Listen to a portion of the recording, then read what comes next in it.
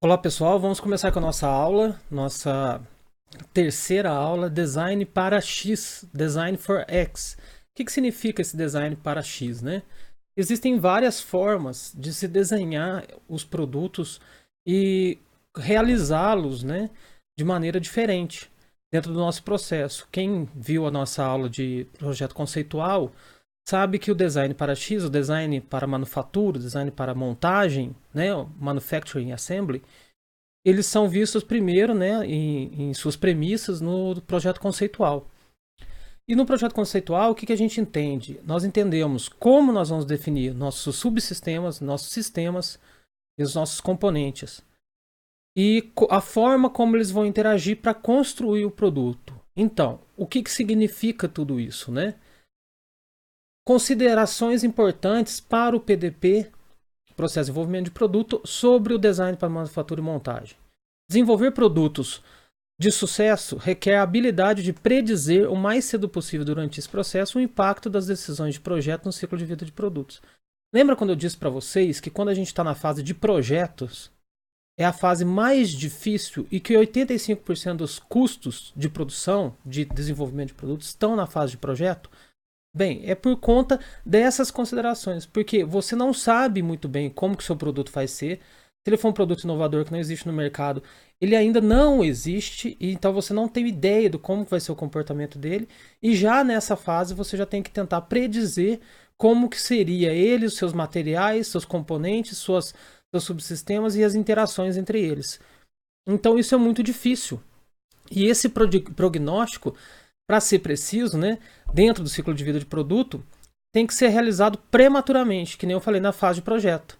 Então isso vai aqui permitir que o time de desenvolvimento crie melhores soluções de projeto, apesar de que elas são extremamente difíceis de serem feitas. Então, você conseguir predizer como o seu produto vai funcionar, que tipo de materiais ele vai ter e como esses componentes vão se interagir, vão se ligar, né, para formar os subsistemas e os componentes, desculpa, os subsistemas e sistemas. Se você conseguir definir isso o mais cedo possível, melhor para o seu ciclo de vida de produto, melhor para o seu time de desenvolvimento de projeto. Porém, durante as fases iniciais, como eu disse, né, quando você vai observar as geometrias e as especificações do produto, você não tem ideia, elas não são completas, né? Você tenta buscar parte nos seus concorrentes, parte no mercado e parte com o cliente. Mas os detalhes de manufatura são potenciais problemas porque você não sabe como você vai montá-los ainda. Você não sabe como que eles vão se interagir ainda. Eles são muito difíceis de serem detectados também. Então, para resolver esse problema todo que a gente tem, a ideia de como que o nosso produto vai se interligar, né, nossos componentes vão se interligar para formar subsistemas e sistemas, surgiu o design para X. Por que é design para X? Né? A tentativa que os projetistas, que os engenheiros de produto, né, alcançaram para melhorar a avaliação do possível impacto das decisões de projeto no ciclo de vida do produto e na manufatura, eles pesquisaram uma forma de desenvolver ferramentas que apoiem o projeto. Apoiem o que? A forma de se definir esses requisitos para a montagem e a manufatura dos produtos, que é o famoso design para X, né? Até coloquei nosso icônico exemplo aí do Varverini. Então, esse design para X é o que? É uma técnica que ela é aplicada nas fases iniciais do processo de desenvolvimento de produto, que a gente pode perceber na fase de projeto, que é na nossa fase de pré-desenvolvimento. Na fase de desenvolvimento, ela é vista, né, na parte de projeto conceitual, e ela garante, né, que certos aspectos do ciclo de vida do produto estejam considerados, como, por exemplo, necessidade do cliente, que eu vivo enchendo o saco de vocês. O que é necessidade do cliente? O que é necessidade do cliente? Como que a gente alcança a necessidade do cliente? Quais são as necessidades do cliente? Transformar a necessidade do cliente em requisito de produto. Quais são os tipos de processo de manufatura? Por isso que a gente tem aquela matéria, né, no primeiro semestre que a gente vê, que é a preparação da produção, a validação do produto, que vocês validaram o produto de vocês com especialistas, né, com outros professores e o mercado. A confiabilidade do produto de vocês, se aquele produto realmente faz aquilo que ele era esperado de se fazer, se ele está cumprindo a função principal dele, a relação com o meio ambiente e outros tipos de relação. Aí né, nós temos os componentes. Por que é X, né? Porque eu falo para vocês que é DFX. O X é qualquer coisa, é uma variável. Então você pode falar design para manufatura, design para assembly, né, que é montagem, design for qualidade, né, quality. Design for environment, design para meio ambiente e por aí vai. Nós temos para suportabilidade, para life cycle, né, que é projeto de ciclo de vida de produto. E o mais comum entre os DFX são os DFM e DFA, que nem eu falei para vocês no início, lá no nosso sumário. Design for Manufacturing, que é o design para manufatura, e Design for Assembly, que é o design para montagem, que são os mais comuns e mais populares vistos hoje. Então vamos ver cada um deles certinho. O design para manufatura, né, é uma abordagem que enfatiza aspectos da manufatura ao longo do processo de desenvolvimento do produto. Quando nós saímos do projeto conceitual, que a gente vê a matriz morfológica, vê cada componente do produto nosso, e depois vamos passar para a produção para ver como ele vai ser produzido, né? Além de ver como que vai ser a nossa linha de produção, a gente tem que ver como que ele será produzido. Como cada tipo de material que nós escolhemos, ele vai ser montado para vamos dizer assim, a fabricação do produto. Como eu sempre digo para vocês, um dos objetivos organizacionais é sempre ter o lucro, né? Ter o resultado. Então, para isso, o DFM ele busca, né, um produto com baixo custo, mas tentando não sacrificar em demasia a qualidade, que nem eu sempre falo para vocês. Qualidade e custo são trade-offs, né, inversamente proporcionais. E esse relacionamento com o entendimento, né, produto, componente, sistema de manufatura. Isso é importantíssimo. E vai fazer o quê? Com que o produto, após a montagem, seja mais fácil de ser fabricado. Então, como que eu vou fazer? Eu vou selecionar tudo que o meu produto vai ser feito, todos os materiais, desenhos, chanfros, furos, soldagem, etc. E tal, tudo. Para quê? Para que ele seja fabricado mais basicamente possível, né, em termos de custo, para que a qualidade dele seja atingida. E facilitando bastante, né, lá no futuro e agilizando bastante a montagem. O que o DFM faz também? Ele começa durante a fase de desenvolvimento do conceito, que nem eu falei para vocês durante o projeto conceitual, quando as funções e especificações do produto estão sendo determinadas. Então você já começa a pensar ali, né? Ao escolher um conceito de produto, o custo é sempre um dos critérios de decisão a ser tomada. Então o que? Os custos sempre imperam. Você pode ver em tudo quanto é fábrica, eles sempre vão dar uma prioridade para esse custo. Se o custo for alto, cai fora, né? A não ser que ele seja algo que estime, né? Vamos dizer, mire num cliente com uma necessidade maior, né? Por exemplo, aqueles carros de luxo, supercarros, supermotos, etc e tal. Celulares com maior prestígio, né? Por exemplo, o S8, que não é para um público mais geral, é para um público específico. Aí o custo, obviamente, e qualidade não são tão... A qualidade maior, né? Do que a determinação do custo. E aí, assim, apesar da estimativa de custo não estar nessa fase, são altamente subjetivos e aproximados. Quando a gente faz, né, no nosso desenvolvimento de produto do primeiro semestre, nós fazemos um escopo do projeto e lá a gente contempla um pouco de custo. Mas aquele custo é estimado. Você começa a ter noção dele no projeto conceitual, quando você vai desenvolver esses componentes, e no processo de produção para ver como que esses componentes serão fabricados. E tentar chegar ali, né, num valor presente líquido aceitável para o seu projeto. Mas essas especificações de produto, elas só são finalizadas e a equipe faz um trade-off entre característica de desempenho desejado e custo e qualidade exigida. Então sempre vai ser um cabo de guerra entre custo, qualidade exigida e característica do projeto desenvolvido ali. Então eles vão adequar tudo para chegar nessa equação, balanceando de acordo com o tipo da necessidade do cliente que eles têm. Durante a fase, né, de projeto, em nível de sistema de desenvolvimento, a equipe toma decisões sobre como dividir o produto em componentes individuais. A nossa matriz morfológica, com base na grande média, o custo esperado e as implicações de complexidade de fabricação. Lembra quando a gente faz a matriz morfológica, que a gente tenta, para cada tipo de função que o produto vai desempenhar, nós tentamos colocar alternativas de solução para aquelas funções, e aquela alternativa de solução é a forma como o componente vai ser desenhado para ajudar a montar todo o sistema, né, do produto. Então, esses componentes individuais, eles vão ter implicações em termos de complexidade de fabricação. Então, dependendo da tecnologia envolvida, é muito difícil de fabricar. Aí a qualidade exigida é alta, aí o custo vai ser alto.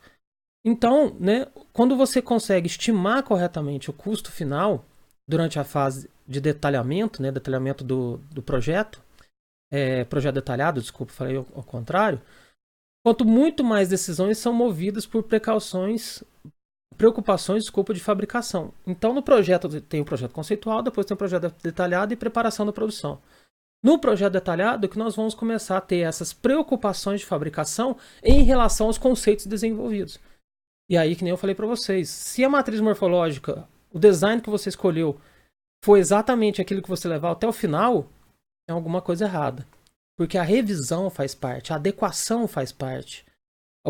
Outros princípios de solução podem surgir. Então, nunca aquele primeiro modelo de conceito que você fizer na matriz, se ele chegar lá no final, você deve ter planejado muito bem, mas é muito difícil. O que é normalmente? Você faz um planejamento, vocês viram isso, dessa matriz morfológica, e no projeto detalhado a gente começa a ver que nem é sempre assim que a gente pode escolher tudo. E essa preocupação de como que eu vou fabricar isso lá na frente, às vezes guia, em termos de custo, qualidade ou necessidade do cliente, guia como vai ser alterado o projeto de manufatura. Então, como que nós vamos analisar, né, fazer a relação de sistemas, subsistemas e componentes para o Design for Manufacturing, design para manufatura? Nós temos o projeto do produto, que busca melhorias em termos de qualidade, e nós precisamos fazer também um projeto de produto buscando alternativas para facilitar o processo de fabricação. É o cabo de guerra que eu falei, o projeto para a qualidade e o projeto para o processo de fabricação. Então, como que nós vamos tentar, né, conciliar, fazer a interação, cadê minha setinha? Aqui. A interação desses dois tipos de projeto. Muito bem. Por exemplo, nós vamos pegar aqui o conceito original do projeto voltado para a qualidade. Opa, voltei. Desculpa, gente. O conceito original, se você for ver, é uma chapa quadrada e ela tem um L, né, aqui em cima dela. Isso aqui é a qualidade, é o projeto da qualidade, que é a qualidade exigida. Eu posso fazer esse tipo de produto aqui, né, esse componente, de que forma? Em fundição, né, ou seja, dentro de um molde, no flask lá, com um ferro gusa, descendo, tudo, beleza. Fez a fundição e ele fica dessa maneira, meio arredondado, tudo. Ou eu posso fazer uma metalurgia de pó, né? Uma aderência por meio de pó. Um forjamento, né? Forjado por máquina, forjado por mão, martelo pneumático. Ou dobramento de chapa. Eu corto a chapa, né? E dobro ela, que é a dobradura. Ou um fresamento, numa CNC. Ou 3 peças e eu soldo 3 peças. Então, o que? Pensa na nossa matriz morfológica. Esse é o componente e esses são os princípios de solução encontrados. Esses princípios de solução possuem métodos de manufatura diferentes. E aí você vai contrabalancear esses métodos de manufatura, o projeto do produto para a manufatura, em relação ao projeto de produto para a qualidade. E você vai identificar qual é o melhor deles em termos de custo e satisfação do cliente. Satisfação do cliente, assim, em termos de qualidade exigida. Qual que é, para mim, aquele que tem um custo mais adequado de fabricação em relação mais próximo da qualidade exigida que eu quero. E aí vocês vão fazer essa relação e vão chegar nela e vão, né, destacar. Ah, por exemplo, eu quero fazer por soldagem. Para minha empresa, por soldagem é mais em conta e fica mais próximo do que eu quero. Ok? Então, para, né, comparação de diferentes combinações de materiais dentro dos diferentes processos de fabricação, você vai selecionar as partes que vão ser montadas e determinando o impacto de custo, como eu disse, com o uso desses materiais e processos. Ou seja, para mim é melhor eu vou cortar a laser e depois vou dobrar. Ah, não, eu vou fazer por fundição. Para eu fazer um molde, vai ser melhor. Ah, então eu vou fazer uma estamparia. Então, para mim é melhor. Então, você vai fazer essa relação de custo e processo de fabricação. Então, o DFM ele vai analisar cada um desses componentes separadamente e vai recomendar, né, as formas mais simples em substituição a um componente de forma geométrica complexa, achando que é mais eficiente o uso da geometria do componente em relação ao processo de fabricação. Ou seja, você vai tentar chegar num desenho melhor e mais fácil de ser montado para o seu processo de fabricação. O Design for Assembly, né? O desenho para montagem.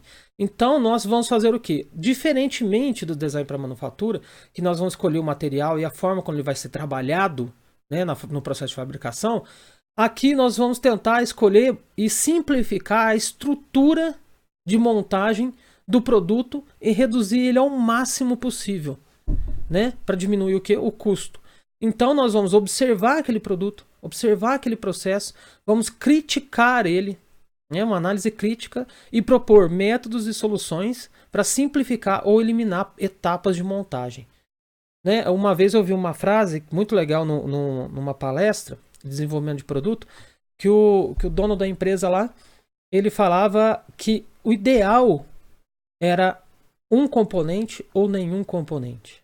É difícil, né, a gente parar para pensar, mas como que o meu produto não vai ter nenhum componente? Sempre vai ter, senão não é um produto, né? Vai acabar virando um serviço.